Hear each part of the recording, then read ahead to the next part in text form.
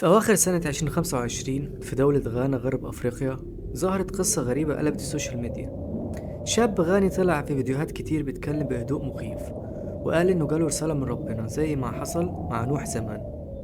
قال إن الطوفان هيبقى عالمي وهيغرق الأرض كلها، وإن الموعد محدد يوم 25 ديسمبر 2025. مش توقع ومش تحذير، قالها صريحة إن اللي جاي هيبقى النهاية.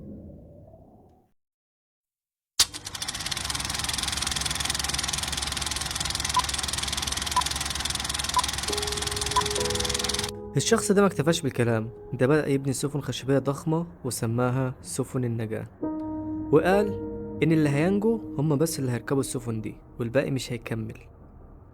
في البداية الناس ضحكت على الكلام ده وما ادتلهوش أي أهمية، بس مع الوقت الفيديوهات انتشرت والأرقام زادت، وفي آلاف وبعض التقارير قالت مئات الآلاف ابتدوا يصدقوا. ناس باعت بيوتها وناس باعت ذهبها وناس سابت شغلها عشان تكون جاهزة لليوم ده. كان بيطلب منهم يسمعوا كلامه بس، ما يشكوش وينشروا الرسالة قبل فوات الأوان. الخوف كان المحرك الأساسي بسبب الحروب اللي في العالم والأزمات الاقتصادية، والناس ابتدت تحس إن كل حاجة بتنهار.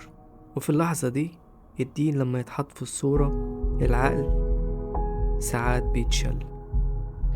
لكن يا صديقي لازم نفرق بين رسالة نوح الحقيقية، لأن نوح كان نبي بوحي واضح ومعجزة حقيقية. أما أي شخص يخوفك يعزلك يطلب منك فلوس أو ولاء أعمى ويقولك أنا المختار، ده مش سفينة، ده فخ عشان يصطادك. عدى يوم 25 ديسمبر وما حصلش طوفان ولا أي حاجة، ولا بحر اتحرك ولا سما وقعت، وكل الكلام اللي قاله بخ كأنه متقالش.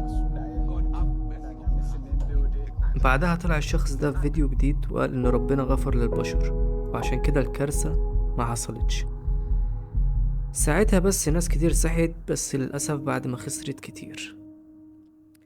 السلطات في غانا تدخلت وقبضت عليه بتهمة تضليل الناس ونشر الخوف باسم الدين.